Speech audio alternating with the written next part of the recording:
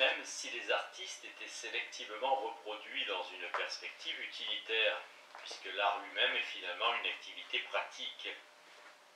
Il n'en pourrait pas moins être excentrique, pour la même raison pour laquelle l'économie domestique favorise la spécialisation. Les moutons sont élevés soit pour la laine, soit pour la viande, et bien qu'il existe des races à double finalité, il semblerait que la nature exige une perte en délicatesse culinaire en échange d'une laine ayant la qualité du cachemire. Et comme certains buts humains nécessitent des toisons longues plutôt que courtes, nous pourrions bien découvrir qu'il nous faut sacrifier la viande pour obtenir ce que nous voulons. Si donc nous élevions les humains selon les principes exposés par Darwin dans les variations chez les animaux domestiques et les plantes cultivées, nous devrions pondérer le coût que représenterait le fait de sélectionner l'art contre d'autres variétés humaines et jauger l'utilité de l'art comparée à d'autres valeurs de la réalité domestique. Et comme tout le monde le sait, il existe des programmes de stratification sociale profonds et fameux qui nous déconseilleraient de sélectionner les artistes.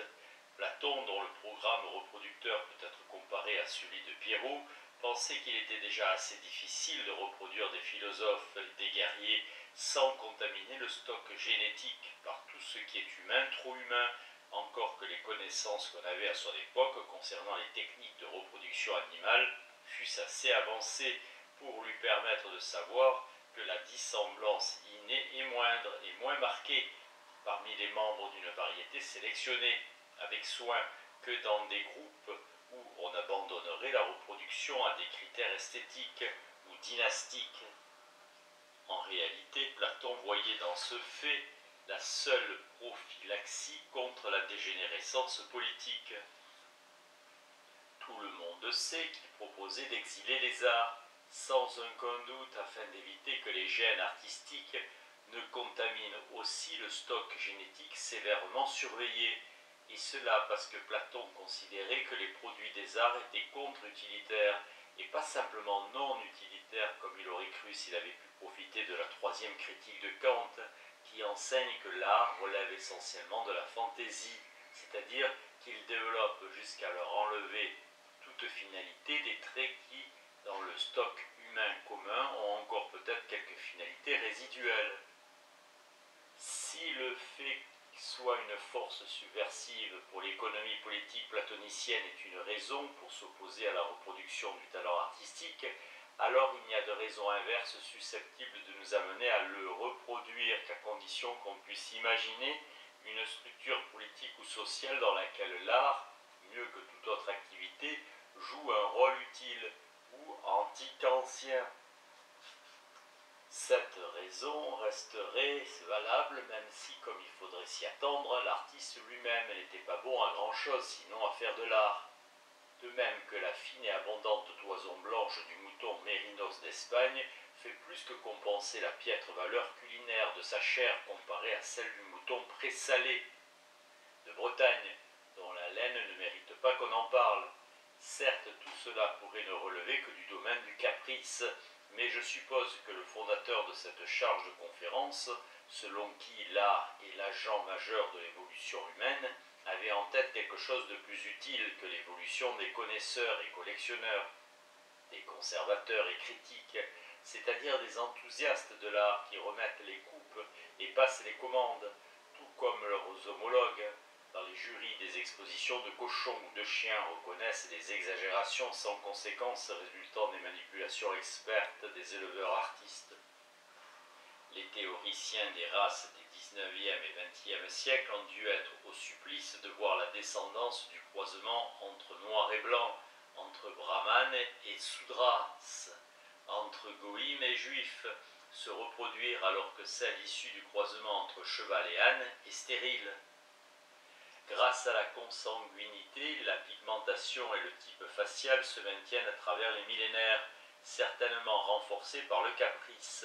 Et bien que les noirs et les blancs puissent sembler morphologiquement plus distincts entre eux que les chevaux et les ânes, les espèces sont davantage définies par l'isolement reproducteur que par la similarité morphologique. En fait, on sait que les ânes et les chevaux sont génétiquement distincts. On peut donc trouver des différences morphologiques à l'intérieur d'une espèce, alors que deux espèces morphologiquement similaires sont stériles par croisement. Ce fait força les théoriciens des races à s'en remettre comme Platon à des problèmes eugéniques, l'exil étant la forme ancienne de ce qui a été connu plus tard sous le nom de solution finale, et à accepter qu'ils appartenaient à la même espèce que leurs inférieurs. Jusqu'à ce jour, les éleveurs humains ont été incapables de produire un nouveau trait héréditaire. Or, selon l'idée audacieuse de Darwin, l'évolution des traits héréditaires est en tout similaire à la manière dont on sélectionne des traits désirables dans la cour de ferme. En vertu de l'isolement reproductif, cette impossibilité semble presque être une vérité analytique. On partait de l'idée qu'au fil d'innombrables millénaires, certains branchements peuvent cesser d'être infertiles, bien que même 1 million d'années ne suffisent pas à produire cela. Presque tout ce que nous savons à cet égard se trouve inscrit dans les fossiles. Je mentionne toutes ces choses bien connues parce que si l'art lui-même doit être un moyen pour l'évolution future de l'humanité, nous ne saurions parler de traits nouveaux et susceptibles d'être hérités, mais de caractéristiques qui ont existé depuis des millénaires.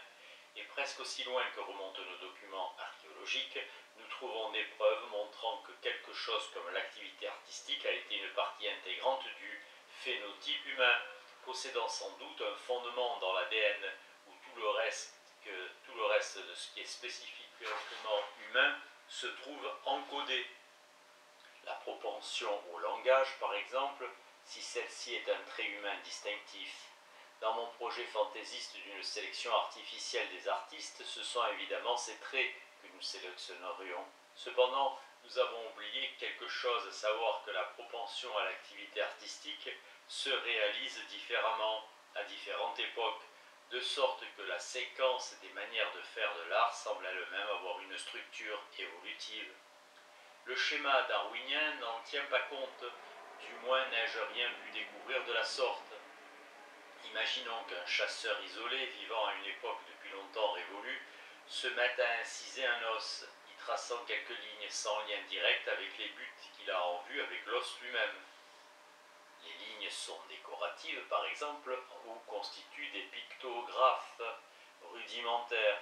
Cet os incisé devient une partie de l'environnement et peut devenir un modèle par rapport auquel un autre chasseur exerce ses propres impulsions artistiques, le modifiant ou se bornant à le répéter. Au fil du temps, on peut noter une sorte d'évolution dans les traits incisés, de sorte qu'à la fin, il faut peut-être faire appel à des traits caractéristiques complètement différents de ceux qui avaient été requis au commencement pour s'engager dans l'activité artistique, par exemple. Supposons que quelqu'un ait ajouté l'usage de la couleur.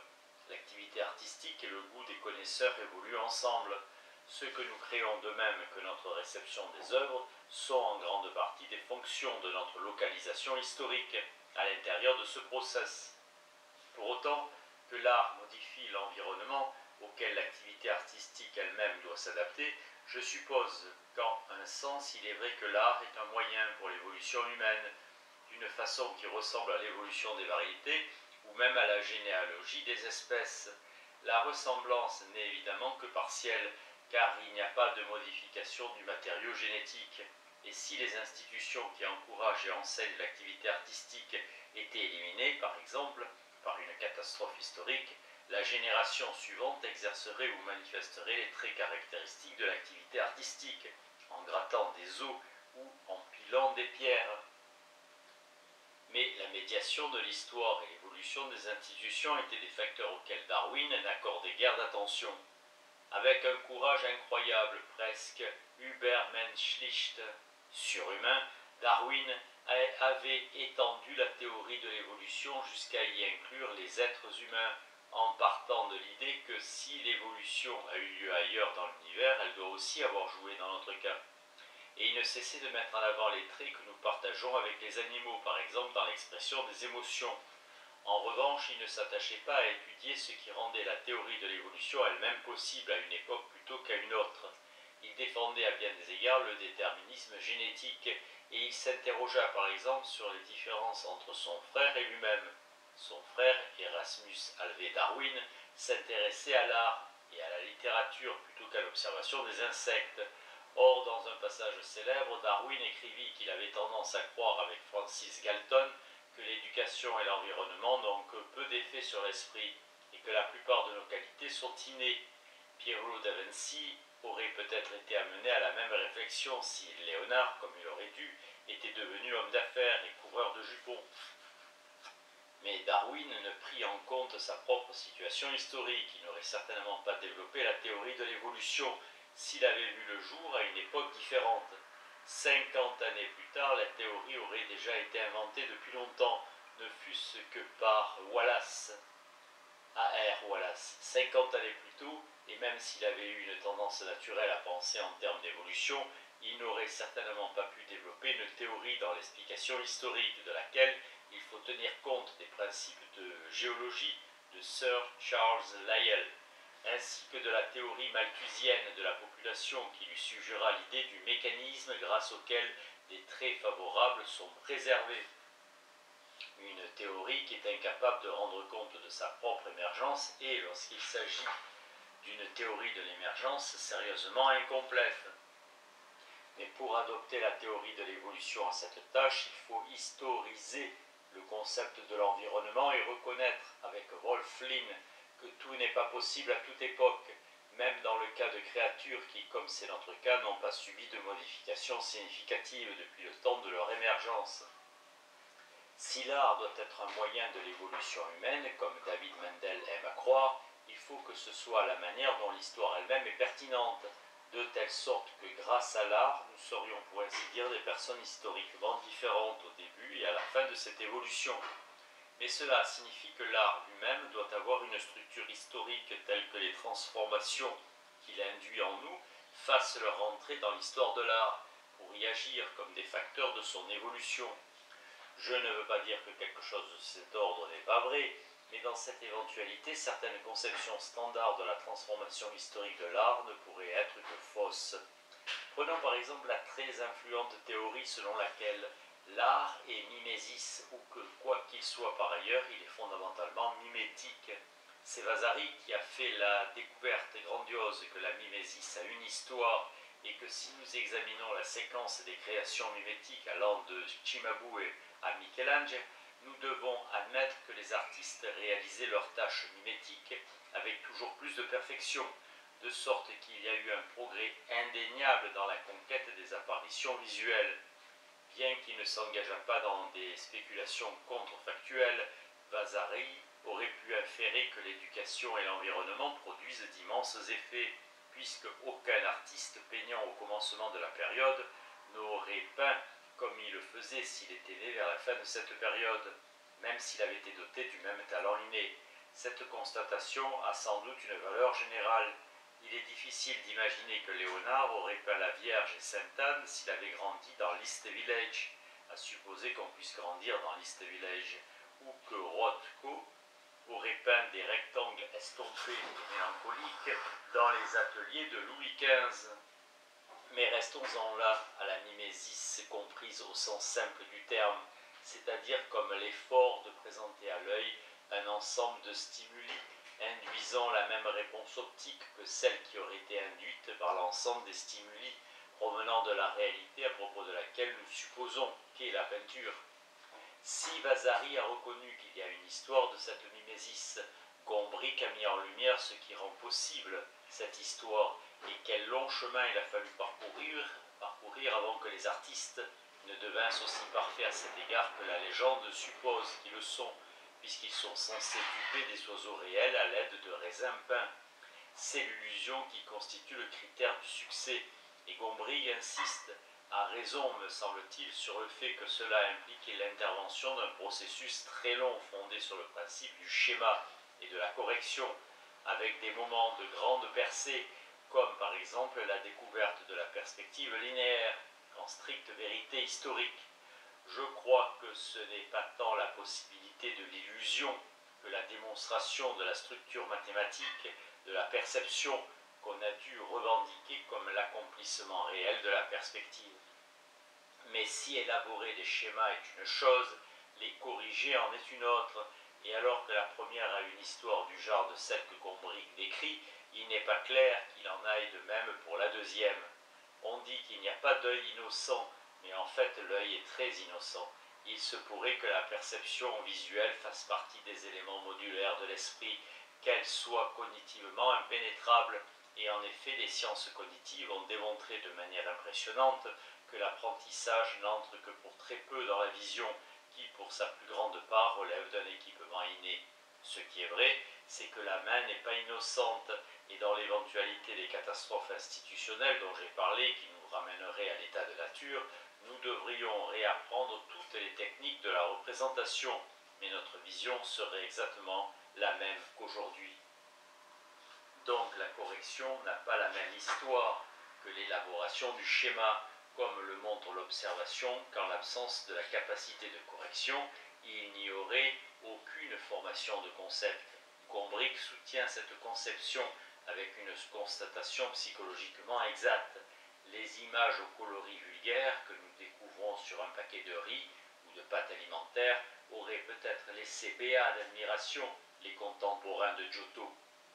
Mais justement, parce que être béat d'admiration est un signe d'étonnement, cela montre que alors que toute l'histoire de la représentation de Giotto à la boîte de céréales était nécessaire pour apprendre à rendre les objets de cette façon, aucune évolution historique n'était nécessaire pour voir de cette façon. On était béat d'admiration parce qu'on était stupéfait de constater que la main avait rattrapé l'œil.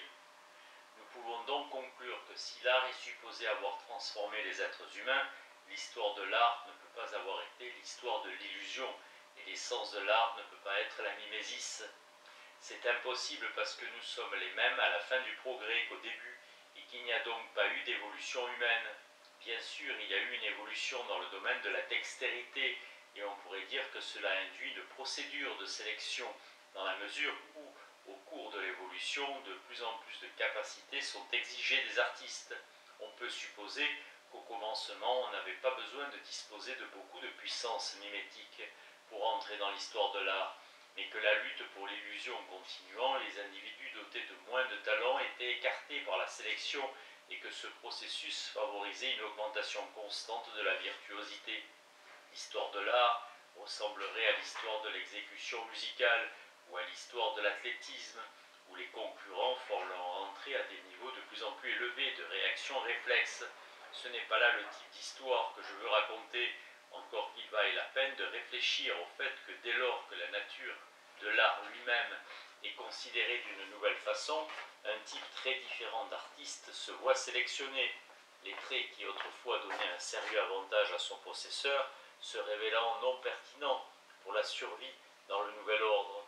Une des critiques formulées lors de la foire biennale Whitney de 1985 était que les artistes ne savaient pas dessiner, mais il se pourrait que le talent de dessinateur eût perdu toute pertinence dans l'art tel qu'il a évolué de nos jours. Tournons-nous donc vers un autre modèle de l'histoire de l'art.